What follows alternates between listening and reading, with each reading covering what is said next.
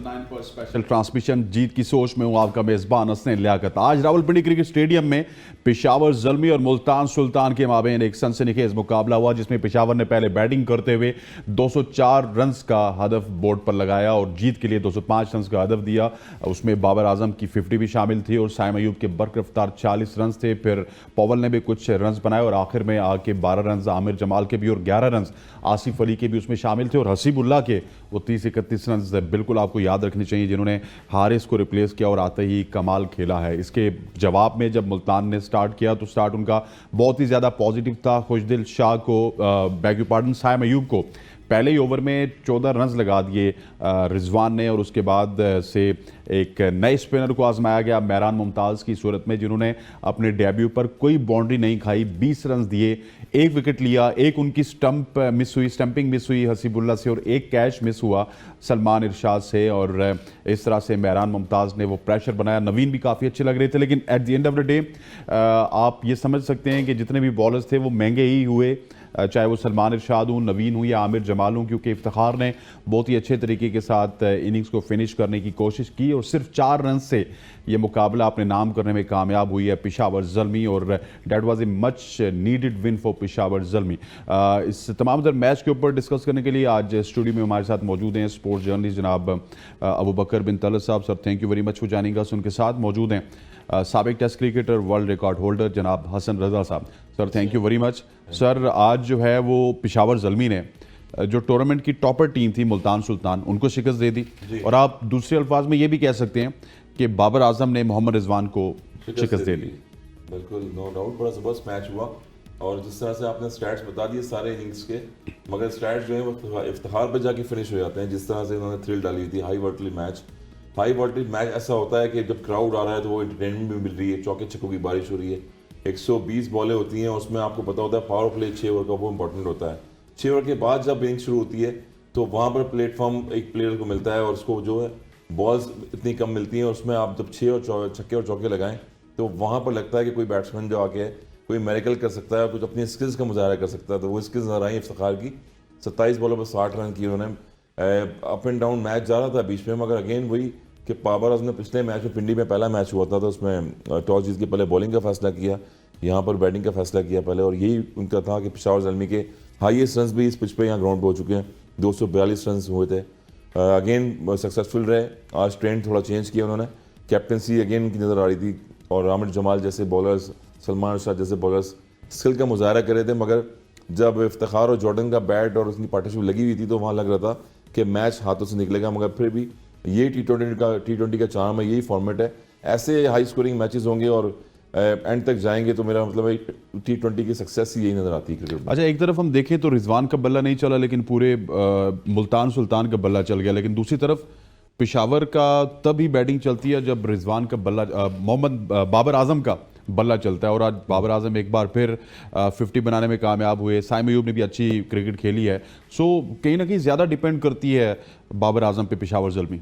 ये तो पाकिस्तान की नेशनल टीम का भी यही हाल है हसनैन, शायद आप मेरे से एग्री ना करें कि बाबर आजम क्लिक करते हैं तो हमारी साइड चलती है, अगर बाबर आजम नहीं खेलते तो अनफॉर्चुनेटली बैकअप में हमारे पास कोई बैट्समैन होता नहीं है। लेकिन पेशावर ज़ल्मी ने थोड़ा सा इस एडिशन में ये प्रूव किया कि ऐसा बिल्कुल भी नहीं है। हमने देखा एट टाइम्स के अगर बाबर आजम फ्लॉप भी हुए हैं तो पेशावर ज़ल्मी ने वो मैचेस भी जीते हैं। फ्लिप साइड पे अगर आप मुल्तान को भी देखें, आज जिस तरह आपने इंट्रो में भी बताया, देखें इससे पहले जितने भी मैचेस थे मुल्तान अपने होम क्राउड में खेलता रहा, ये उनको एक एडेड एडवांटेज था। आज वो अपने होम क्राउड से बाहर निकले, उन्होंने पेशावर का आप होम ग्राउंड कह सकते हैं क्योंकि पेशावर में मैचेस हो नहीं रहे, रावलपिंडी उनका होम ग्राउंड है, तो बड़ी बासानी आप इसलिए कह सकते हैं कि बैक एंड पे इफ्तिखार ने फाइट तो की और एक बहुत ही ज़बरदस्त किस्म की इलेक्ट्रिक किस्म की एक इनिंग्स खेली, लेकिन वो एक लूजिंग कॉज के लिए थी।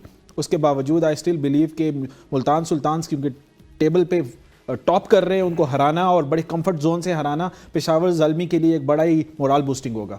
सर अगर बाबर आजम की बात कीजिए, रन तो उन्होंने भी किए, लेकिन साथ में तारीफ़ करनी होगी साइम अयूब की भी।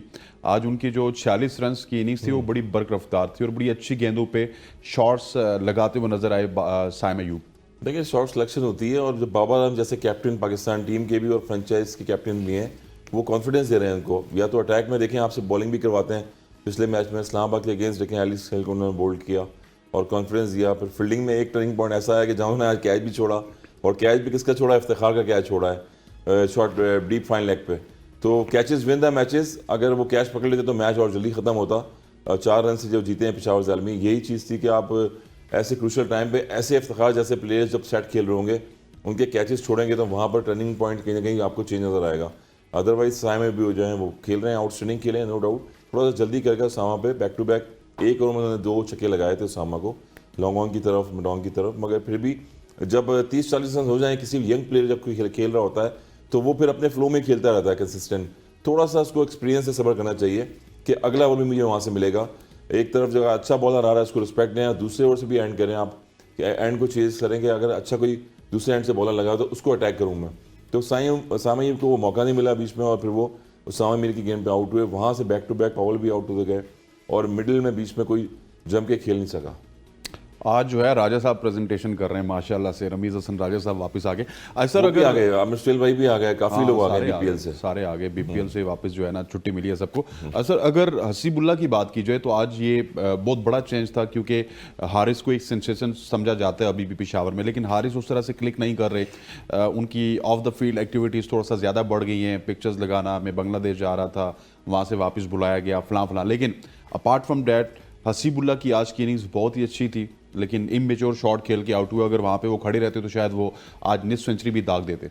थोड़ा सा अगर हम पीछे चले जाएं, द मोमेंट जब वसीम इनको रिप्लेस किया, हारिस को जब रिप्लेस किया आजम खान ने, तो मुझे लगता है वहाँ से उनका कॉन्फिडेंस बहुत ज़्यादा शैटर हुआ और बहुत ज़्यादा शेक हुआ। वो ट्रांजिशन हमें नज़र आ रही है पीएसएल की इस एडिशन में भी कि पेशावर ज़ल्मी जिस तरह वो एक्सपेक्ट कर रही थी, जिस तरह लाहौर फ़खर ज़मान से जो एक्सपेक्टेशंस रखती है, उसी तरह हारिस चूँकि एक पावर हिटर के तौर पर जाने जाते हैं और उन्होंने प्रूव भी किया, उन्होंने एट टाइम्स प्रूव भी किया कि हारिस बहुत अच्छे पावर हिटर हैं, लेकिन अनफॉर्चुनेटली पेशावर को वो स्पेस दे नहीं सके। आज चेंजेस जिस तरह हम पहले भी डिस्कस कर रहे थे कि लग रहा था डेस्परेट चेंजेस है, लेकिन ऐसा था नहीं हसनैन, ऐसा था नहीं। पहले मैच में जिस तरह पेशावर पिटा इस्लामाबाद यूनाइटेड के अगेंस्ट, तो लगता है फोर्स चेंजेस भी थी ना, टैक्टिकल पिटने के बाद मेहरान को लाया। 6 मैचेस से हम बोल रहे थे मेहरान हमने काफी डिस्कस किया उस पे, क्या भी उसको नहीं लाया गया, तो वो पिटने के बाद ही लाया ना। आरिफ याकूब को मार पड़ी तो फिर मेहरान को लाया। मेहरान का आप जिक्र करें, उनके साथ तो बड़ा हमेशा बड़ा अनफॉर्चुनेट रहता है। हमने देखा कि डिफरेंट टाइम टूर्नामेंट में बहुत पोटेंशियल है, बहुत स्पार्क है, प्रूव करते हैं, जब भी उन्हें मौका मिलता है प्रूव करते हैं, लेकिन समझ से बाहर है कि मेहरान को उस तरह वो पोजीशन नहीं दे पाती कोई भी टीम कि उसको मौका दें प्रॉपर, अगर खिला के उसको कॉन्फिडेंस दिया जाए कि आप हमारे मेन टीम प्लेयर हैं, प्लेइंग 11 का हिस्सा हैं, उसके बाद देखेंगे परफॉर्मेंस में किस तरह निखार आता है। भांजे भतीजे ज्यादा है ना, थोड़े से भांजे भतीजे बेटे।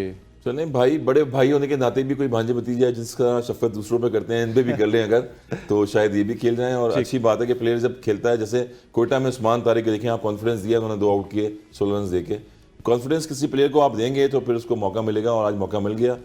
नो डाउट आगे बहुत फ्यूचर है मेहरान मुमताज़ का। एक सलमान उस्ताद का कैच भी छूटा थर्ड मैन पे, अगेन अगर ऐसे प्लेयर्स खेलते रहेंगे। भी एक थोड़ा सा डिले कर दिया हसीबुल्ला ने। किसने? स्टंप्स भी हाँ, स्टंप्स भी हसीबुल्ला ने जो है छोड़ा है वो, मगर कोई बाई लक बाई चांस होता है तो, मगर फिर भी कंसिस्टेंट लाइन की बड़ी अच्छी थी, चेंज ऑफ पेस कर दे बॉलिंग में आज वेरिएशन से। मेहरान के ऊपर तो सर बात करने के लिए मैं चाहूंगा कि पहले यहाँ पे हम थोड़ा सा बैटिंग कार्ड देख लें। अब जिस तरह मैच स्टार्ट हुआ उसी तरह हम चलते हैं। पहले पेशावर की बैटिंग के ऊपर डिस्कस करेंगे अपने एनालिस्ट से, और पेशावर की बैटिंग की बात की जाए तो पेशावर ने आज 204 रन बोर्ड पेस से जाने में कामयाब हुई। और अगेन जो एक कहा जाता है कि इनकी ओपनिंग चलेगी तो पूरी पेशावर की टीम चलती है। देखिए साइम अयूब ने 22 गेंदों पर 46 रन बनाए, quite a healthy strike rate from Saim Ayub, और 4 रन शॉट रहे 50 से। 40 पे 64 रन बनाए बाबर आजम ने, excellent knock once again from Babar Azam. TKC Tom Kohler Cadmore, इन्होंने 5 रन बनाए। इस पीएसएल में टीकेसी फेल नज़र आ रहे हैं। हसीबुल्ला की बात की जाए तो he was again looking very good, 31 in 20 deliveries. Roman Paul की बात की जाए तो 23 रन इन्होंने बनाए 15 गेंदों पर, ये भी फिनिश नहीं कर पा रहे। आसिफ अली के तो क्या ही कहने हैं, 11 रन बनाए 10 गेंदों पे। और आमिर जमाल की अगर बात की जाए तो 5 गेंदों पर 12 रन।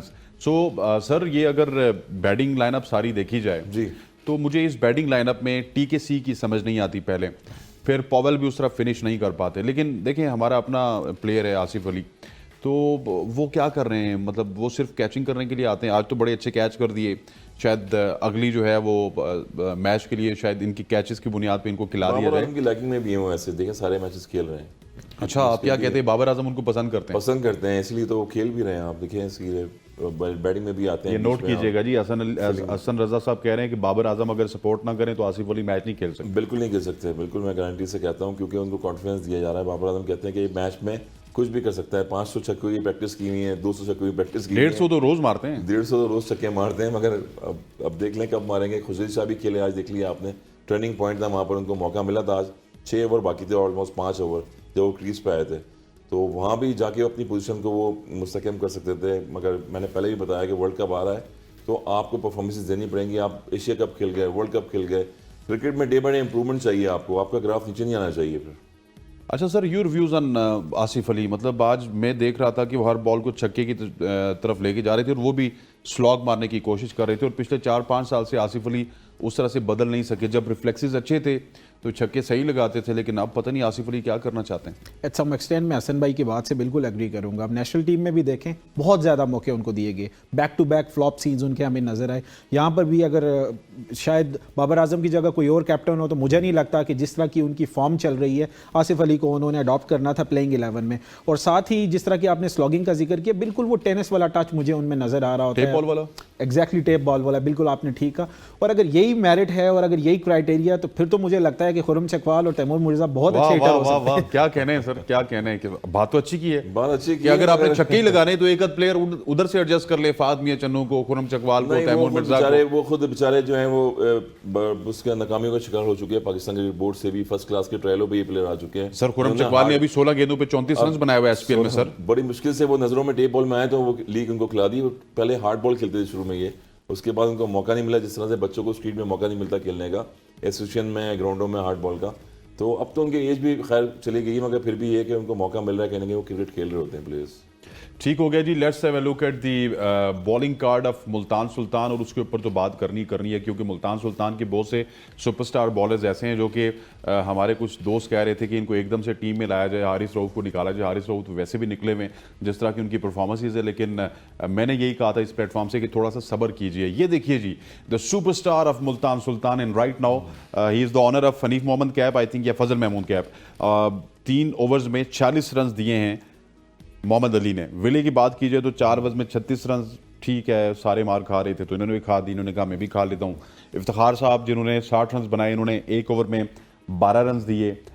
खुशदिल शाह 1 ओवर में 13 रन दिए। Jordan was very impressive, 4 overs में 33 रन दिए, और एक्सपीरियंस का कोई मोल नहीं है, 2 विकेट्स भी इन्होंने लिए। Usama Mir once again 4 overs 32 run, 3 wickets. और आफ्ताब की बात की जाए 3 ओवर्स 30 रन। सर जी, अगर उसामा मीर की बात की जाए तो रावलपिंडी में हमने देखा कि लास्ट मैच में काफ़ी ज़्यादा स्पिनर्स ने स्ट्रगल किया, लेकिन इस मैच में उसामा मीर ने भी विकेट्स ली और 3-3 विकेट्स ली, और बड़े इंपॉर्टेंट विकेट ली उसामा मीर ने। कॉन्फिडेंस लेवल उनका जो है ज़रा अच्छा होता जा रहा है, क्योंकि विकेट्स जब मिलती हैं बॉलर्स को तो उसको अपनी बॉलिंग का जो है आइडिया होता है कि मैंने कहाँ पिच करनी है, लाइन जो लेंथ पे, किस बैट्समैन के खिलाफ जो है मैंने गुगली बॉल करनी है, किस बैट्समैन के खिलाफ मैंने जो है वो लूप देना है, फ्लाइट देनी है। तो यही चीज़ थी, उनको आइडिया हो रहा है। और विकेट टेकिंग जब बॉलर होता है तो उसको खुद आइडिया होता रहता है कि यार मेरी वीक पॉइंट्स कहाँ पर हैं, और जो मेरी अच्छी बॉल हैं वो मैंने किन बैट्समैन के अगेंस्ट करनी है। ये चीज़ थी कि वो डे बाय डे इंप्रूव करते जा रहे हैं, क्रिकेट खेल रहे हैं। और मुल्तान सुल्तान टॉप की टीम है 12 पॉइंट्स के साथ। तो ज़्यादा पता रिजवान अगेन कैप्टन है, कॉन्फिडेंस देते हैं। जब वो 1 ओवर में जो 2 छक्के भी खाए सैम अयूब में, मगर फिर उन्होंने अगला ओवर दोबारा दिया। और यही चीज़ होती है कि बॉलर को स्टंट का पता होता है। को अगला ओवर नहीं मिला, अगला ओवर उसको नहीं मिला था, फिर उसके बाद हाँ वापस वो 2 छक्कों के बाद अच्छी चढ़ाई हो गई थी। हाँ, वो जब वो गोले फेंकते ना, मैं कहता हूँ जब लेग स्पिनर कभी भी गोले फेंकेगा तो वो गोले जो है ना वो 100 मीटर से बाहर जाएंगे। बाउंड्री छोटी होती है, हमेशा स्पिनर का जो ट्रम्प कार्ड होता है उसका वो फ्लिपर बॉल होता है, या बॉडी से आप दूर करेंगे जब आप बच सकते हैं बॉल में T20 में। यही चीज़ थी कि कॉन्फिडेंस मिल रहा है तो वो इकोनॉमी बॉलिंग भी उनका थोड़ा बेहतर होता जा रहा है। अगेन इंप्रूवमेंट करते रहेंगे स्पिनर्स, डे बाय डे, और बॉडी से दूर करेंगे तो फिर आपको सक्सेस मिलेगी बॉलिंग में। अच्छा, अगर मोहम्मद अली की बात की जाए तो मुल्तान में सुपरस्टार थे, आउटस्टैंडिंग बॉलिंग कर रहे थे और टॉप विकेट टेकर भी थे, लेकिन जो ही मुल्तान से वेन्यू बदला, लाहौर से होते हुए रावलपिंडी में आए, तो वो मेरे हिसाब से वो यूटिलिटी उनकी नहीं है। 3 ओवर्स में 46 रन, चौथा ओवर आप अपने मेन बॉलर से करवा ही नहीं रहे। असलन वैसे भी हमारी जो फॉलोअरशिप है क्रिकेट के हवाले से बहुत जजमेंटल है। एक अच्छी इनिंग्स लाइमलाइट में जब आ जाती है तो एकदम डिमांडिंग सिचुएशन क्रिएट हो जाती है कि इनको नेशनल टीम में ले आया जाए। वो मोहम्मद अली हो या कोई और बैट्समैन भी हो, 2 छक्के अगर बड़े स्टाइलिश से कोई मार दे तो एकदम से डिमांड आना शुरू हो जाती है। फौजन नाफे क्या बोलते हैं सर, ये बड़ी अनफॉर्चुनेट है पाकिस्तान के लिए और पाकिस्तान फर्स्ट क्लास के खेले हुए वो खेल गए PSL। यहाँ से आप अंदाजा लगा रहे हैं। और इससे भी बढ़कर एक और मजाका खेज बात यह है कि हमारा जो PCB मैनेजमेंट वो इन्फ्लुएंस भी हो जाती है इन चीज़ों से। वो Social आ भी media से जाते तो बहुत ज़्यादा हैं। जो influence हमारा सिस्टमैटिक राउट है ये बहुत इंपॉर्टेंट है। हसन भाई इस चीज़ से शायद एग्री करेंगे, जो बंदा भी लिस्ट ए क्रिकेट या डोमेस्टिक के राउट को अडॉप्ट किए बगैर आएगा उसका करियर बड़ा शॉर्ट स्पैन में होगा। तो यहाँ भी ऐसा ही है। देखिए आपने अभी मुल्तान में ही ज़्यादा मैचेस खेले और एक पिच के हवाले से कोई भी बैट्समैन का फेवरेट ग्राउंड हो सकता है, बॉलर का फेवरेट ग्राउंड हो सकता है, वो वहाँ पे कंफर्ट जोन में लेकिन हो ये सकता है। चीज़ मोहम्मद अली भी अप्लाई नहीं होती ना, he is a first class cricketer. नहीं देखें, फर्स्ट क्लास क्रिकेटर होने के बावजूद अगर पिंडी में आने के बाद उनको एक्सपीरियंस काम नहीं आ रहा तो यहाँ से क्वेश्चन मार्क्स जरूर होते उनकी हैं। ability पे। उनकी एबिलिटी पे क्वेश्चन मार्क्स जरूर होते हैं। यस वो टॉप टेकिंग विकेट टेकर हैं इस टाइम टूर्नामेंट के, बहुत अच्छी उन्होंने अब तो बॉलिंग कराई, लेकिन इसका हरगिज ये मतलब नहीं है कि हमारी वो फर्स्ट चॉइस बॉलर वही होंगे और वही पाकिस्तान टीम का जो सोल्यूशन है बॉलिंग का, ऐसा बिल्कुल भी नहीं है। सर ये व्यूज ऑन मोहम्मद अली। शुरू में अच्छी बॉलिंग कर रहे थे वो, मेरे ख्याल में हेक्टिक भी हुए, वेन्यू जो चेंज हो रहा है उसकी वजह से प्रॉब्लम हो रही है, और चिली वेदर है यहाँ पर पिंडी का। मैंने ये देखा जितनी भी आउट होके जो है डगआउट में कोई भी नहीं बैठा हुआ नीचे, सारे जो है वो पेलिन में जाके बैठते हैं ऊपर ड्रेसिंग रूम में। उसकी वजह नज़र आ रही है कि फिजिकली अगर यहाँ देखें तो टेम्परेचर का बड़ा डिफरेंट नज़र आ रहा है। मुल्तान में अगेन डिफरेंट था, कराची में डिफरेंट था, 25-26 डिग्री यहाँ पर जो है 14-15 चल रहा है, तो सर्दी भी ज़्यादा होती है, तो बॉलर्स को उतनी हेल्प नहीं मिल रही है। और वार्म अप होने में मेरे ख्याल में बॉलिंग राउंड आए थे, मोहम्मद अली पहला ओवर उन्होंने किया, सैम को विद इन द स्टंप्स किया, और जो है वो यॉर्कर भी कर रहे थे, मगर उसके बाद जब पहला ओवर बहुत अच्छा था, पहला ओवर बहुत अच्छा था, उसके बाद फिर पहले ओवर में उन्होंने 7-8 रन दिए या 9 रन दिए, और उसके बाद अगले में 21 और उससे अगले में और फिर ज्यादा। वो अगले में जाहिर पता है कि वो हाथ जब बैट्समैन का खुलना शुरू हो जाता है, बॉलर इससे पहले बॉलर के खुले हाथ, तो बैटर्स अपना हाथ खोल लेते हैं T20 में। साइम अयूब ने फिर वो लेग स्टंप पे बॉले थी, वहाँ से फ्लिक किया, उनका जो 360 वाला शॉट होता है वो नो लुक वाला जिसे कहते हैं, वहाँ से जब आपको एक शॉट लग जाए तो फिर आपको लाइन मेंटेन करना मुश्किल हो जाती है। तो अगेन स्ट्रगल तो की उन्होंने काफ़ी, टेस्ट के बाद वापस कम बैक करके आए, DVN2 फर्स्ट जो भी खेली अभी 2 सालों में, इतनी बॉलिंग उनके मेरे ख्याल मेयार से ठीक है। अपनी तरफ से स्किल्स जो एफर्ट वो इंडिविजुअली कर रहे हैं, मोहम्मद अली वो मेरे ख्याल में अच्छी कर रहे हैं, मजीद इंप्रूवमेंट करते रहें, ऑफ कटर करें, जैसे सलमान शाह देखें आपके वो चेंज ऑफ पेस करते रहते हैं। तो T20 फॉर्मेट में यही होता है कि आप चेंज ऑफ पेस करते रहेंगे तो बॉलें बचती रहेंगी आपकी, और आपका इकोनॉमी बॉलिंग का रन रेट सही होता रहेगा। अबूबकर बीइंग नंबर 1 साइड, आज मुल्तान भी स्ट्रगल करते हुए नजर आई। बैटिंग में तो चले उनको इफ्तिखार की जानिब से रन्स मिल गए, लेकिन बॉलिंग में भी उनका कोई भी बॉलर आउटस्टैंडिंग होकर सामने नहीं आया सिवाय उसामा मीर के। विली ने भी कहीं ना कहीं रन्स दिए, फिर उसके बाद मोहम्मद अली तो बहुत ही ज़्यादा रन्स दे गए, खुशदिल शाह ने 1 ओवर करवाया, इफ्तिखार ने 1 ओवर करवाया। सो मुल्तान भी पिंडी आगे स्ट्रगल कर रही है। अस्टैंड कोई भी टीम हो ना, स्पेशली मुल्तान को अगर देखा जाए तो इस टाइम जेल इन होने में सबसे ज़्यादा आसानी मुल्तान को ही हुई अभी तक सो फार टूर्नामेंट में। केमिस्ट्री भी बहुत अच्छी रही, बॉन्डिंग बहुत अच्छी दिखने को नज़र आ रही है, और अंडर द रिजवान कैप्टनसी ऐसा लग रहा है कि बहुत कंफर्ट जोन में है मुल्तान। लेकिन उसके बावजूद जब वेन्यू चेंज होता है, नई कंडीशंस आती हैं, वेदर का जिस तरह जिक्र किया गया, पिंडी और मुल्तान के वेदर में बहुत डिफरेंस है, स्पेशली जब आउटफील्ड में जब आप खेल रहे हो तो और ज़्यादा ठंड फील हो रही है। ऐसे में शायद उनको अडॉप्ट करने में थोड़ी सी प्रॉब्लम हो रही है, और साथ ही फिर बैक टू बैक मैचेस भी शायद ये इफेक्ट कर रहे हैं। हेक्टिक है बहुत ज़्यादा, क्योंकि स्टार्ट ऑफ द टूर्नामेंट था, कंफर्ट लेवल प्लेयर्स का ठीक था, अब जब ट्रैवल बहुत ज़्यादा हो गया तो अब वो सिचुएशन नहीं रही। लेकिन it's part and parcel, as a professional शायद प्लेयर्स को इस चीज़ को जल्दी से जल्दी अडॉप्ट करना चाहिए, इसका हरगिज़ असर परफॉर्मेंस पे नहीं आना चाहिए। Still Multan is far better बाकी टीम से, और अभी भी ऐसा लग रहा है कि मुल्तान बहुत सर ये फेवरेट है। मुल्तान हमेशा से 2 स्पिनर्स के साथ जाती थी या तगड़ी टीम होके जाती थी, पूरे 5 बॉलर, जिस तरह कोयटा में देखे हैं वो उस्मान तारिक के साथ। इसके ऊपर बात करते हैं हसन भाई, लेकिन ऊपर से हुक्म आया कि ब्रेक ली जाए। तो खवातीन और हज़रात यहाँ पर वक्त हुआ चाहता है एक शॉर्ट सी कमर्शियल ब्रेक का। ब्रेक लेते हैं, stay with us. Welcome back to show. पहले हमने बात की पेशावर ज़ल्मी की बैटिंग के हवाले से, और फिर उसके बाद मुल्तान सुल्तान की बॉलिंग को भी हमने डिस्कस किया। अब थोड़ा सा नज़र डालते हैं मुल्तान सुल्तान की बैटिंग कार्ड के ऊपर। और बैटिंग कार्ड जब उनका देखेंगे तो काफ़ी ज़्यादा जो बड़े नाम है वो आज हमें फेल होते हुए नजर आए। कुछ तो रिजवान की तरह रन आउट हो गए, लेकिन उसके बाद जो मेन वहाँ पे इनिंग्स खेली है वो इफ्तिखार ने खेली है। ये बैटिंग कार्ड है Rizwan 32 in 24, Reeza Hendricks 5 in 10, David Malan 19 in 19, और बड़ा फ़र्क डला है उस्मान खान के जाने का, क्योंकि मलान उनकी जगह पे आए थे। Tayyab Tahir 26 in 18 deliveries, Khushdil Shah 11 in 10 deliveries, and Iftikhar what a special knock that was 60 in 27 deliveries. And Jordan देखना, ये होता है दूसरे एंड पे साथ देने का, 30 रन बनाए 12 गेंदों पर। अब अबूबकर सवाल मेरा बेसिकली इफ्तिखार के ऊपर, तो मैं हसन भाई से भी पूछूंगा, आपसे भी पूछूंगा, अब जॉर्डन की जगह खुशदिल शाह होते तो क्या इतना क्लोज मामला जा सकता था? देखिए जॉर्डन ने जो इनिंग्स खेली है ना, बहुत पोटेंशियल इनिंग्स थी, और इफ्तिखार भी खुल के इस वजह से खेल सके कि दूसरे एंड पे दूसरे end से जॉर्डन runs बहुत आ अच्छे रहे हैं, yes. साथ दे रहे थे। देखिए ये पॉसिबल नहीं होता कि आप क्रिकेट में फ्लूक एक आधे मैच में कर सकते हैं, ये पॉसिबल नहीं है कि इतना क्लोज अगर वो लेकर गए सिंगल एंड से पॉसिबल आप नहीं। मैक्सवेल कभी कभी बन सकते हैं। Once in a blue moon, ये बिल्कुल एग्जैक्टली ये पॉसिबल नहीं है कि आप मैक्सवेल वाली जो इनिंग्स जिसका आप जिक्र कर रहे हैं वो एक वन टाइम इनिंग्स थी, वो रिपीट करना, रिपीट टेलीकास्ट पॉसिबल नहीं है। आज भी अगर इफ्तिखार बहुत अच्छा खेले तो उसका जॉर्डन का इक्वली उतना ही कंट्रीब्यूशन है। आपने जिस तरह खुशदिल का बोला, खुशदिल होते शायद इफ्तिखार कब के जा चुके होते। हम बॉडी लेके नहीं खेलते। हमने ये बताया क्रिकेट में आप जब तक body close to the ball के साथ नहीं लेके जाएंगे तो टाइम नहीं होगा शॉट आपसे। खुशदिल साहब भी लेग स्टंप पे उतरे हैं और देखा आपने नवीन ने बॉल उनको दूर किया आउटसाइड द ऑफ स्टंप, जो रिव्यू भी लिया और कॉट बैंड हो गए।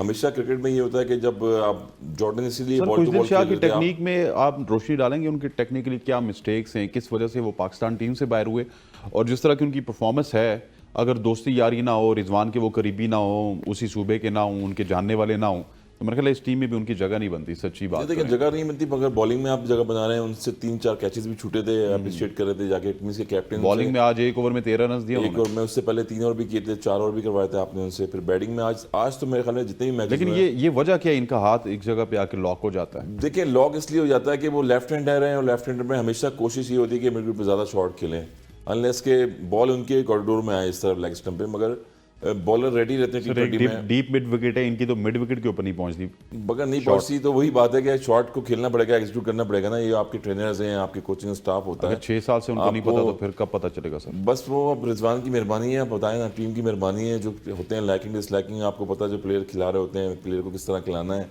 As usual. और यही चीज़ है कि आप खेल रहे हैं, कॉन्फिडेंस दिया, जिसको दबकी मिल जाए तो वो खेलता रहेगा, उसके स्टैट्स थोड़ी निकालने पड़ते हैं फिर। और जिसको नहीं मिल रहे परफॉर्म करते रहे, वो चाहे जितने दौड़ नो करते रहे, उसको परफॉर्मेंस पे नहीं मिलते मौके। यही सर, चीज़ है। कल बाबर आजम और आज मोहम्मद रिजवान दोनों ही रन आउट हुए और उसके बाद दोनों की टीम्स हार गई। सच अ कोइंसिडेंट। कोइंसिडेंस से ज़्यादा ये कुछ भी नहीं है इसने।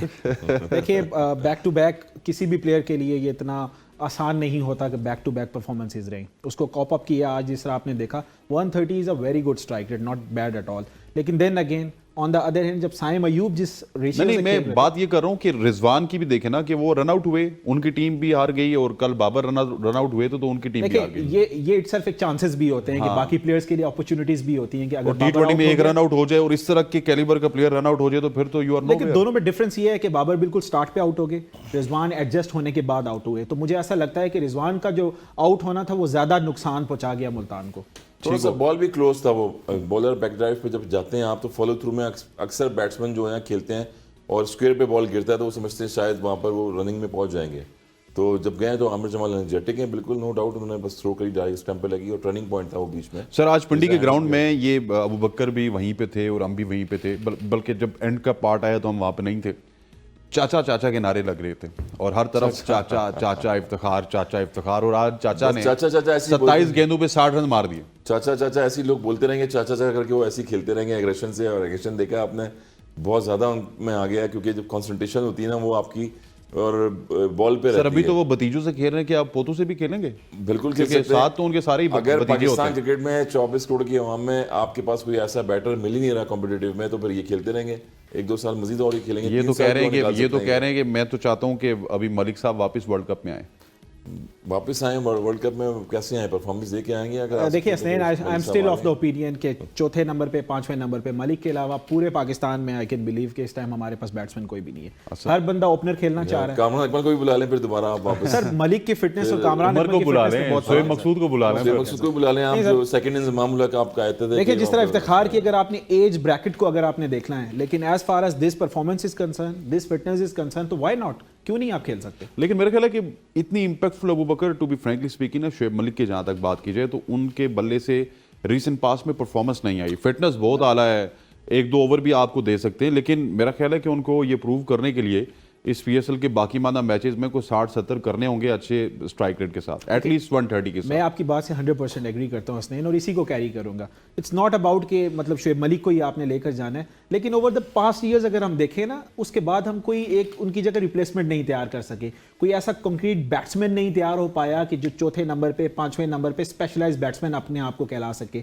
हम 6 से 7 तो टूर्स में ओपनर्स लेकर जाते हैं, उनके मेकशिफ्ट अरेंजमेंट्स करते हैं, उनको चौथे 5वें नंबर पे खिलाते हैं किसी को कोई अपने बैटिंग ऑर्डर का नहीं पता होता, आप हर सीरीज में एक नए बैटिंग ऑर्डर के साथ जाते हैं, तो इस तरह के रिजल्ट्स तो फिर देखने को मिलते हैं अनफॉर्चुनेटली। बिल्कुल, मेन बैट्समैन आपने देखा ना इफ्तिखार बनाए हुए हैं, तो यही एक्सपेक्टेशन होती है कि जब आप तैयारी नहीं कर रहे हैं प्लेयर्स की कोई कि नंबर 5 पे कौन खेलेगा, नंबर 4 पे कौन खेलेगा, तो यही रिजल्ट आएंगे।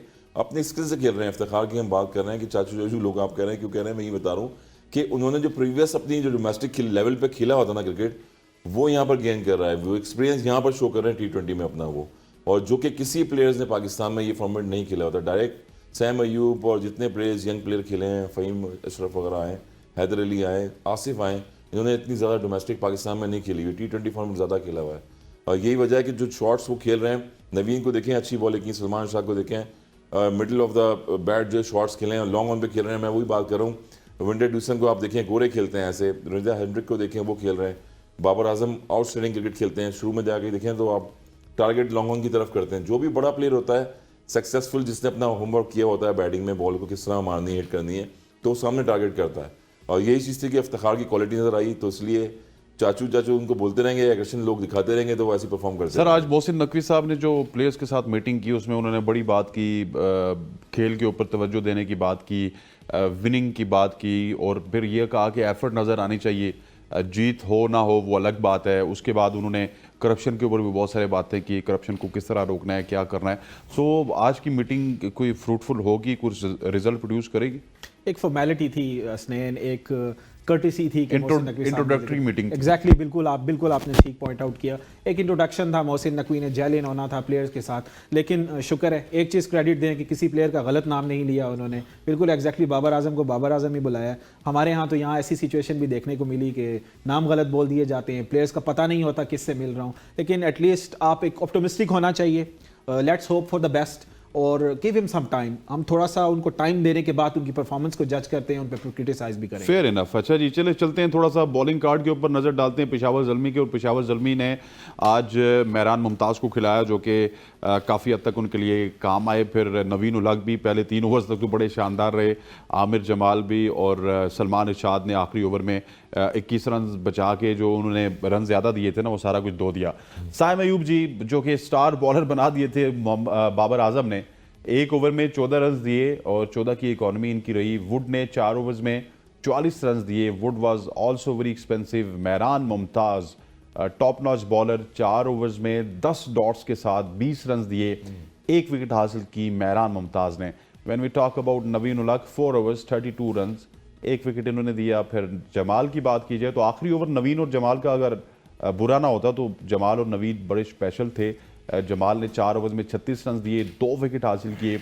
और सलमान इरशाद 3 ओवर्स 46 रन, बट सलमान ने अपनी जॉब जरूर डन की है। 4 ओवर में 20 रन, आउटस्टैंडिंग बॉलिंग बिल्कुल। सर, मेहरान मुमताज़ देखिए, हम हम पहले दिन से ये कह रहे हैं कि मेहरान मुमताज़ क्यों नहीं खेलते, क्योंकि Mehran Mumtaz is future of Pakistan. 19-20 साल के हैं, खेलेंगे तो आगे बढ़ेंगे। इंस्टेड ऑफ दैट आरिफ याकूब को खिलाया गया, उन्होंने भी रिजल्ट्स दिए, लेकिन कल के मैच में इसी पिच पे वो भी महंगे साबित हुए। आज मेहरान मुमताज़ खेले, लेकिन जो पॉइंट है कि मेहरान मुमताज़ ने डेब्यू भी किया, 4 ओवर्स भी करवाए और बगैर बाउंड्री के 20 रन दिए और 1 विकेट लिया, और दो विकेट जाया हुए। अगली बार स्टंप भी छूटा उनका और कैच भी सलमान शाह से थर्ड मैन में छूटा। 10 बॉलें डॉट बॉल किए हैं आपने पहले मैच में PSL के सीजन 9 में। आउटस्टैंडिंग हम यही बात कर रहे हैं कि उस्मान तारिक जिनका सवाल से ताल्लुक है, 2 उन्होंने विकेट्स ली। शुएब मलिक जैसे स्पिनर को अच्छा खेलने वाले, उनको फंसा के रखा हुआ था उन्होंने 16 रन। और मेहरान की बॉलिंग बहुत आउटस्टैंडिंग थी, मजा आया आज उनको देख। अगर वो सलमान शाह कैच ले लेते बैक टू बैक तो मजीद और एक आध विकेट मिल जाती, कॉन्फिडेंस लेवल जो है अच्छा हो जाता है आपका। और यही चीज़ है कि हम जो स्टैट्स निकालते हैं प्लेयर की, हम बता रहे होते हैं कि पाकिस्तान क्रिकेट जो है वो किस तरह पे रन कर रही है, किस तरह से उसको ग्रोम करना है, स्ट्रक्चर जो है आपका किस तरह से बनाना है। यही प्लेयर्स हैं आपका फ्यूचर होते हैं। आपने मोहम्मद नवाज को कितना क्रिकेट खिलाई, आपने बैकअप प्लान कोई नहीं रखा हुआ। उसके नेमे बदल आप देख लें कि इफ्तिखार को लेके जाते थे आप कि एज ए ऑलराउंडर पे जाएंगे, और वर्ल्ड कप में देखें आपने कोई 1 ओवर किए, 2 ओवर किए। जब बहुत ज़्यादा ऑप्शन मिला आपको, सारे बॉलरों ने मार खा ली, तो इफ्तिखार को अपने बॉलिंग पे लगा दिया। और नवाज जो है अपने पूरे ओवर 10 ओवर कर चुके थे, उनको कोई जो है विकेट टेकिंग चीज़ें विकेट नहीं मिली, उसके बाद कोई उन्होंने मैच नहीं जिताया। अब ये चीज़ें हैं कि आप जफ़र गौहर की बात करूँगा मैं, फिर भट्टी की बात करूँगा, लेफ्ट आर्म स्पिनर, इतने सारे स्पिनर्स आए, सिवाय 2 स्पिनर्स थे कि जुल्फ़िकार बाबर एक स्पिनर थे एक टाइम पे जब उन्होंने स्पिन डिपार्टमेंट संभाला, फिर अब्दुल रहमान आए थे उन्होंने संभाला। और यही चीज़ होती है कि आपको कॉन्फिडेंस देना है। हम प्लेयरों को जब सर 1-2 महीने रह जाते ये हैं। आप अगर मेरे एबीएन न्यूज़ के तवज्जुह से हाजी अकरम साहब को भी कह दें कि इसको 2 मैच पहले दे देते, लेकिन अब अगर दिया है तो तकरीबन कराची तक इसको मैच दे दें, 4-5 मैच ये हाँ, खेल ले कराची ताकि की पिचेस पे दें और हाँ, वहाँ पर ताकि- स्पिन पिच होती है, यहाँ पर तो देखा हमने बॉलें बचा रहे थे, डॉट बॉल इसलिए उन्होंने की है कि तेज बॉल कर रहे थे वो T20 में। विकेट की तरफ नहीं गए, विकेट की तरफ नहीं गए, जब भी हमेशा और bowler- that was intelligent from Mehran, क्योंकि पिंडी में अगर वो विकेट की तरफ जाते मार खाते, जितने भी बॉलर्स हैं आप पीएसएल में अगर विकेट की तरफ जाएंगे विकेट टेकिंग लेने के लिए, स्पेशली इन पिंडी।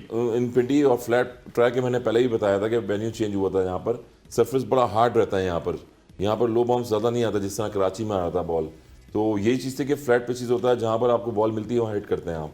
तो उनकी खास बात ये थी कि पहला मैच कॉन्फिडेंस से खेल रहे हैं और थर्ड मैन पॉइंट अंदर रखा था, जहाँ फील्ड प्लेसिंग ली थी वहाँ वो बॉल कर रहे थे और बॉल जो है वो शाइन भी कर रहा था, ग्रिफ्ट कर रहा था। तो ये चीज़ होती है कि आप हमेशा बॉलिंग में बड़े बड़े मैचेस जैसे खेल रहे हो तो अपनी बॉल बचाएंगे, आप विकेट लेंगे तो आपको रन ज़्यादा पड़ेंगे, और यही एक्सपीरियंस है। ऐसे मजीद और प्लेयर्स मेहरान मुमताज़ जैसे और मजीद तारिक उस्मान तारिक जैसे प्लेयर्स और जितने भी हैं उनको चांस मिलते रहे, ये खेलते रहे, तो फिर पाकिस्तान का जो पर्सपेक्टिव ये बन सकते हैं। अच्छा अबूबकर, अगर बात की जाए पेशावर ज़ल्मी की, तो इन्होंने भी बहुत ज़्यादा मतलब एक्सपेरिमेंट्स किए, तजुर्बे किए, जिसमें आमिर जमाल को बाहर बैठा दिया गया पहली 1-2 गेम्स के बाद, 4 मैचेस वो बाहर रहे, मेहरान मुमताज़ को खिलाया नहीं गया और आसिफ अली को पिछले मैच में बाहर किया गया। इस दफ़ा एक बहुत बड़ी कॉल ली गई है, हारिस को बाहर किया गया, हसीबुल्ला को इन किया गया, क्योंकि Haris was nowhere in this PSL। So क्या समझते हैं पेशावर फाइनली एक अच्छे कॉम्बिनेशन की तरफ आ चुकी है और यहाँ से आगे इनको इसी कॉम्बिनेशन के साथ जाना चाहिए या फिर कोई तजुर्बात करने चाहिए? स्टैंड अपने व्यूअर्स को एक चीज़ बताना बहुत इंपॉर्टेंट है कि डैरन सेमी बहुत ज़्यादा इन्फ्लुएंस करते हैं इस सारी एडमिनिस्ट्रेशन को, not during the match as well, off the match as well. आपने देखा होगा कि कई दफ़ा क्रंच सिचुएशंस में, क्रंच टाइम्स में जब बाबर आजम बिल्कुल बाउंड्री के Long पास on होते पे हैं, होते हैं। एग्जैक्टली। तो ये मैं आपको एक और बात बता दूं, ये जो साइम अयूब की बॉलिंग का decision, it's not Babar's decision, ये बेसिकली डैरन सैमी की इनोवेशन है। लेकिन जब आप इतने ज़्यादा प्रिडिक्टेबल हो जाते हैं तो फिर दूसरी टीम्स भी यहाँ खेलने के लिए आई हुई हैं। अब आपने पिछले मैच में अगर साइम अयूब से ओवर करवाया, अगर उन्होंने विकेट ले ली, तो इट्स नॉट अबाउट कि वो अगर हर मैच में उसका विकेट ले लेंगे। दूसरी टीम तैयार होकर आई हुई थी, वेरिएशंस क्योंकि साइम अयूब ने बहुत कम बॉलिंग करवाई हुई थी। और दूसरा जो उस दिन अगर आपने देखा हो, एल्स थोड़ा सा बैलेंस नहीं अपना मेंटेन कर सके और नई बॉल थी, कैरम बॉल कर दी और आउट हो गए।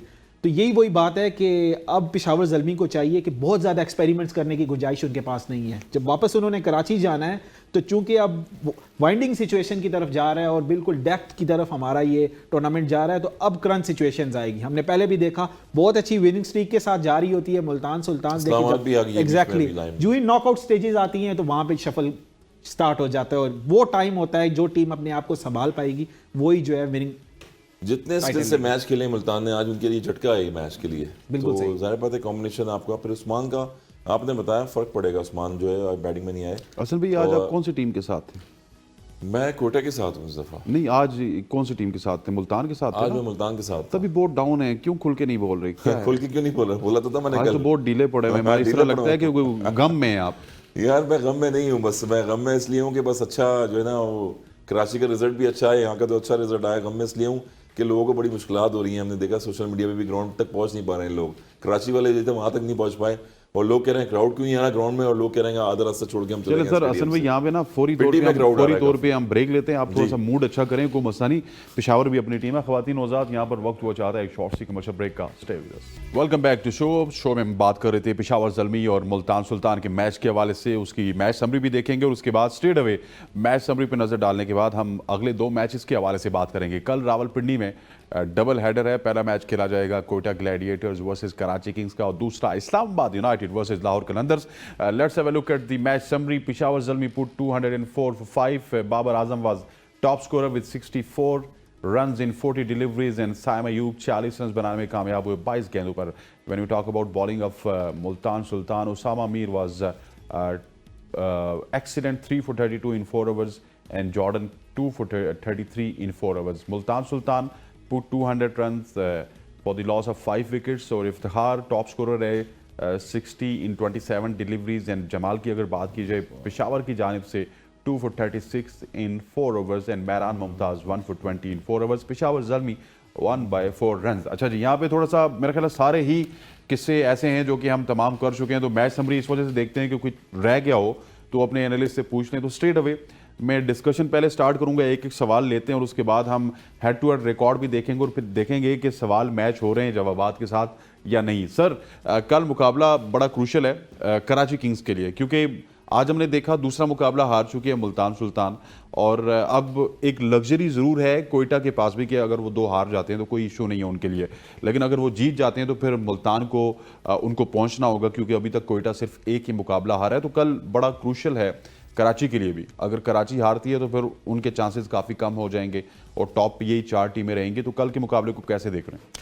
ऑल इंपॉर्टेंट मैच है कराची के लिए स्पेशली, जैसा कि आपने कहा, और बिल्कुल अफोर्ड नहीं कर सकती कराची की कि वो इस तरह की सिचुएशन में जाएंगे कल का मैच हारने के बाद बहुत क्लोज कॉल हो जाएगी फिर, और इफ्स एंड बट्स की चीज़ें इन्वॉल्व होना शुरू हो जाएंगी कराची के लिए। You can say it's a must win match tomorrow, और पिंडी स्टेडियम में कराची के लिए मुश्किल भी होगा हसनैन, इतना आसान नहीं होगा, क्योंकि इससे पहले उनको होम एडवांटेज था, बहुत आराम से वो सारी सिचुएशंस को देखते हुए अपने जेल इन हुए थे। जिस तरह हम बार बार कह रहे हैं कि हर टीम के लिए वेदर क्लाइमेट के साथ डॉक्टेबिलिटी बहुत ज़्यादा इशू हो रही है। एक चैलेंजिंग मैच है और कराची के लिए आसान नहीं होगा कल का मैच। सर वो एलटी बड़ी खूबसूरत लिखी है मेरी टीम ने कि एक टिकट पे दो मैच, एक टिकट पे 2 मजे। हाँ, क्या होता है, वो पूरी बात होती है एक टिकट पे 2 मजे, एक टिकट पे 2 हाँ, तो मजे ले रहे हैं ना। पिंडी का क्राउड आप देखें कितना एक्साइटेड था मैचेस के लिए, किसी तरह वेन्यू यहाँ पर आए। मेरे ख्याल में 6 या 7 मैचेस पिंडी स्टेडियम में हैं, 8 मैचेस हैं ऑलमोस्ट। तो अभी 9 मैचेस हैं सर, क्रिक इन्फो के मुताबिक 8 मैचेस हैं, बाकी पीसीबी के मुताबिक 9 मैचेस हैं। नहीं, पिंडी में थर्सडे वाला मैच भी पिंडी में ही है। हाँ, पिंडी वेन्यू की बात क्रिक इन्फो के मुताबिक थर्सडे वाला मैच जो है वो उधर है, बल्कि कल वाला मैच ना, कल वाला दूसरा मैच कराची में है, दूसरा क्रिक इन्फो के मुताबिक। उसके मुताबिक, क्योंकि वो चेंज हो गया ना 2 दिन बीच में, जब बारिश आई थी तो बारिश की वजह से जो है वो टोटल 9 मुकाबले थे, 2 वॉश आउट हो गए, 7 रह गए थे, 2 हो गए, अब जो है वो 5 रह गए। तो अच्छा मैच है कराची के लिए भी। कैरन पोलार्ड आ गए वापस, Kieron Pollard I think so हाँ वापस आ गए। एक ही मैच उन्होंने मिस किया था, वापस आ जाएंगे, तो उनके लिए भी देखेंगे। वही मेन प्लेयर थे कराची किंग्स थे जो बैटिंग कर रहे थे बीच में, फिर शोएब मलिक पे स्ट्रेंथ थी सारी। अगेन यही है कि कोयटा आपको देख लें कि इस दफ़ा किस तरह की टीम कैसे उभर के सामने आई हुई है, उसकी मैनेजमेंट देखें टीम की, उनकी टीम की जो मेंटोर्स हैं वो देखें आप। तो यही चीज़ होती है कि टीम कॉम्बिनेशन किस तरह से टीम को बनाना है। उन्होंने काफ़ी लास्ट टाइम जो स्ट्रगल किया था कोयटा ने बीच में, फिर वही बात है कि सरफराज, लेकिन अब उसी कोयटा से कराची को जीतने के लिए बहुत मेहनत करनी पड़ेगी। एग्जैक्टली मैं वही बता रहा हूँ कि कंपेरिजन अगर किया जाए तो ऑन पेपर देखें तो कोयटा अभी जो है बड़ी अच्छी टीम चल रही है। उसका जो जेसन रॉय और रॉयली रोसोई फ्रेंचाइज के जो मुल्तान सुल्तान में खेल रहे थे वो यहाँ पर आ गए। तो अब अभी देखें कि इंपॉर्टेंट कराची के लिए भी है, बैक टू बैक इस्लामाबाद वो भी बीच में आ रही है, जीती भी है अभी होम क्राउड में, होम कंडीशन में आई। तो अगेन देखेंगे अच्छा मैच देखने को आएगा, और जेसन रॉय के बैट से रन निकले, क्राउड तो इंतजार कर रहा है। रॉयली रोसो की तरफ से वो रन नहीं आ रहे हैं क्योंकि जब से कैप्टन बने तो जिम्मेदारी से खेल रहे हैं। हाँ। एक 140 रन से उसमें आपने देखा होगा नॉट आउट गए, मतलब पाकिस्तान टीम का कप्तान बने बंदा या पाकिस्तान की किसी फ्रेंचाइज का, अपनी परफॉर्मेंस उसकी कहीं की नहीं रहती। ये भी पाकिस्तान में पता है कि ये भी बहुत बड़ी मुश्किल टाइम हो जाता है कि जब आप किसी फ्रेंचाइज में खेल रहे हो टॉप की, और बाद में अगली फ्रेंचाइज कोई आपको एज ए रिकमेंडेशन में ले लेके यार हाई क्लास प्लेयर है, और वो आहिस्ता आहिस्ता जब जिम्मेदारियां संभालता है तो वो फिर ऐसे फंस के खेलना शुरू कर देता है। ना खुदा ही मिला ना विसाल हसन, ना इधर की रहे ना उधर। मैं रायली रूसो की बात कर रहा था, रायली रूसो की, शान मसूद की, बहुत सारे आप देख लें, उनकी भी बात। सरफराज को आप निकलवा चुके हैं बाहर, सरफराज को आपने ऑलरेडी प्रेशर में डाल दिया इतना। इमाद वसीम को आप बाहर निकलवा चुके हैं, शादाब खान एच पे खड़े हैं। वो तो कैप्टनसी पे देखें, कॉन्फिडेंस लेवल उनका भी हाई हो चुका है, वाइस कैप्टन रह के फिर टीम में खेल के। देखिए आप टैलेंट चेक करें कि पोटेंशियल कैंडिडेट्स कितने ज्यादा हैं कैप्टनसी के। एग्जैक्टली, इतने प्लेयर नहीं जितने कैप्टन हैं। Sir let's have a look at the head to head record of Karachi Kings and Quetta Gladiators. दोनों मध्य मुकाबल रहे हैं काफी अरसे के लिए, 17 मैचेस खेले हैं और माशाल्लाह से 12 दफा कोयटा ग्लैडिएटर्स ने ये मुकाबले अपने नाम किए, 5 दफा कराची ने। अभी तक कोई ऐसा मैच नहीं है जिसका रिजल्ट ना आया हो। 70.58% है कोयटा ग्लैडिएटर्स की और 29.41% है कराची किंग्स की। देखिए यही हम डिफरेंट बता रहे थे और इसी से डिस्कस कर रहे हैं कि बड़ा एक लंबा मार्जिन है। कैरन पोलार्ड जैसे 2 मैचेस हम बता रहे थे कि बीच में वो फिनिशर हैं एक मैच के। तो शान मसूद ने टॉस जीत के भी 2 दफ़ा पहले बॉलिंग करने का फैसला किया है, इसलिए कि बॉलिंग से तो जीत नहीं पा रहे हैं, तो बैटिंग से शायद जीत जाएं और कैरन पोलार्ड हमें मैचेस जिता दें। सर शान मसूद पता है किस तरह जीतेंगे? शान मसूद और सलमान इकबाल अबू बकर साहब इस तरह जीतेंगे कि वो अपने राइट प्लेयर्स को खिलाएं। मोहम्मद इखलाक जो कि भरपूर फॉर्म में थे पिछले 7-8 महीनों हो से, गए उसके बाद। वो ड्रॉप करके बाहर बैठे हुए, उनकी जगह टीम साइफर्ड खेल रहे हैं, कभी 4 बना रहे हैं, कभी 2 बना रहे हैं, कभी 3 बना रहे हैं। देखिए गोरे तो नहीं खेलेंगे ना, स्पिनिंग अटैक पे गोरे Exactly. बहुत मुश्किल से अब खेलते हैं वहाँ देखें पर। इसी जिस तरह आपने कल बड़ी खूबसूरत बात की थी हसन भाई ने कि Babar Azam, Mohammad Rizwan, Alex Hales, Colin Munro, अगर इनकी जगह कराची किंग्स में नहीं बनती तो अखलाक की कैसे बनेगी। सो इस तरह के बहुत सारे ऐसे नाम है कि कराची किंग्स उनको खिला ही नहीं रही। नहीं, एग्री करता हूँ, 100% एग्री करता हूँ। कराची किंग्स के लिए बड़ी एक इंपॉर्टेंट कॉल है ये। अखलाक का जिस तरह आपने जिक्र किया, देखें आपकी अगर बहुत अच्छी परफॉर्मेंस अखलाक ने की ओवर द पास्ट, और अगर एक बुरा मैच या 2 भी आप लगा लें, इसका हरगिज़ ये मतलब नहीं थोड़ा है। सा टाइम आप नेचुरली लेट डाउन करते हैं अपने प्लेयर को, और अखलाक के अंदर आप ये कॉन्फिडेंस बिल्ड इन करें कि वो आपका मेन प्लेयर है। जब तक आप अपने प्लेयर्स को ये चीज़ नहीं समझा पाएंगे कि आपकी पोजीशन सेफ गार्ड है, आप खुलकर खेलें, अपने पोटेंशियल पे खेलें और नेचुरली खेलें। देखिए आप उनको फोर्स ना करेंगे, वो आपकी जो नेचुरल गेम है उनको चेंज करें। कराची के पास सर जैसा मुझे आपने एक बात जिक्र किया- बताएं बकर भाई, उस दिन भी हमने बात की, कराची ने आज तक कोई एक प्लेयर प्रोड्यूस किया देखें मैं जो नेशनल अरीना में आया हो? मैं बिल्कुल आपसे एग्री करता हूं। मैं उसी तरफ आने लगा था। एक जो कंपैरिजन है ना कराची और कोयटा का, वो भी बहुत डिफरेंट है। Exactly. कोयटा एक बिल्कुल डिफरेंट ब्रीड ऑफ उन्होंने आप कह सकते हैं नेशनल सर्किट में प्लेयर्स दिए एग्जैक्टली हैं। नेशनल सर्किट में उन्होंने प्लेयर्स पूरे साल काम करते हैं। सर वो पूरे क्लब साल क्रिकेट है उनकी डिपार्टमेंटल क्रिकेट है, और वो 25 से 30 साल का उनका सीवी है इस क्रिकेट की प्रोडक्शन के हवाले से। ठीक हो गया। Let's have a look at the head to head record of Islamabad United in Lahore Qalandars, जहां पे कल होस्ट इस्लामाबाद यूनाइटेड का मुकाबला है लाहौर कलंदर के साथ, और बहुत ही तेज हो चुके हैं शफकत साहब एंड मिस्टर जुन्नुरैन। ये भी 16 head to head मैचेस दिखा में अभी तक मुकाबला हुआ लाहौर कलंदर्स का इस्लामाबाद यूनाइटेड के माबेन 8 जीते हैं लाहौर कलंदर ने, 8 जीते हैं इस्लामाबाद यूनाइटेड ने। 50-50% विन रेशो है इस्लामाबाद यूनाइटेड और लाहौर कलंदर का। हसन भाई आपकी एक तरफ point आता के हूं, साथ। मतलब ये बड़ा शॉकिंग है कि इस्लामाबाद के जो पॉइंट्स हैं वो बराबर हैं लाहौर के साथ। मतलब इस्लामाबाद 2 सीजन की चैंपियन भी रही है, और स्टार्ट के 5-6 सीजन उन्होंने बहुत ही अच्छे खेले, लेकिन उसके बावजूद भी लाहौर इस्लामाबाद के खिलाफ अच्छा खेलता है। अब अच्छा खेलता है बिल्कुल, मगर वो लाहौर की वो पोजीशन नहीं रही है इस दफ़ा। देखें आप 6 के 6 मैच वो हारे हैं, 1 पॉइंट जो इनको फिर मिला बारिश की वजह से। यही चीज़ है कि टीम कॉम्बिनेशन देखें ना आप, फैक्टर किस तरह से, कॉलिन मनरो, एलेक्स हेल्स, उसके बाद आजम खान मिडिल में आते हैं, सलमान अली आगा ऐड हो गए हैं इस्लामाबाद की टीम में, शादाब खुद बैटिंग में आ जाते हैं, वो चिपिंग करते हैं आके, मैच को लेके चलते हैं, अपने पे लेके। तो यही इंपॉर्टेंट है। आप 50-50 दो, मगर 50-50 और लाहौर के अंदर का उस तरह नजर नहीं आ रहा जो इस सीजन 9 में नजर आया है। तो मेरे ख्याल में जीतना पड़ेगा उनको लाहौर के अंदर को, और जीतने के लिए आगे अपने नेक्स्ट ईयर की फ्रेंचाइज के लिए लायमल सोचना पड़ेगा कि किस तरह से हमने करना है। बस यही कह सकते अबू बकर, अगर बात की जाए लाहौर कलंदर की, तो लाहौर कलंदर भी अभी तक कॉम्बिनेशन बनाने में नाकाम रही है। और क्या आप समझते हैं बीइंग ए जर्नलिस्ट कि इस टीम में, इस भारी भरकम सुपरस्टार्स की टीम में अब्दुल्ला शफीक की जगह कल के मैच में बनेगी?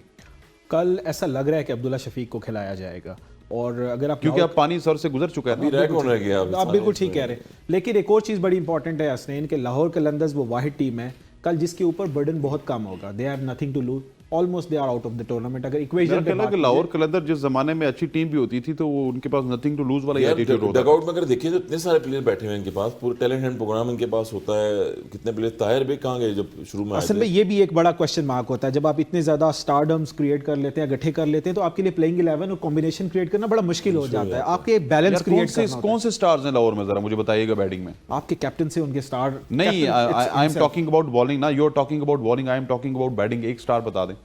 देखें स्टार तो परफॉर्मेंस रासी वनडे डूसन के अलावा एक आपकी स्टार बात बिल्कुल ठीक है। डूसन के अलावा सेंचुरी की, बाकी तो सब रासी वनडे डूसन के अलावा सबसे बड़ा स्टार अब्दुल्ला शफीक है फखर अब्दुल्ला जमान के बाद। शफीक, बिल्कुल नो डाउट। टेस्ट क्रिकेट भी खेली है अब्दुल्ला उन्होंने, शफीक top है, लेकिन cricket अब्दुल्ला शफीक को किस पोजीशन 3 में मैचों में नहीं खिलाना खेला, वो 2 मैचेस में नहीं खेला लास्ट। सर बड़ा जिस तरह important पिछले सीजन में उनको तीसरे नंबर पे खिलाया था, क्यों नहीं खिला रहे?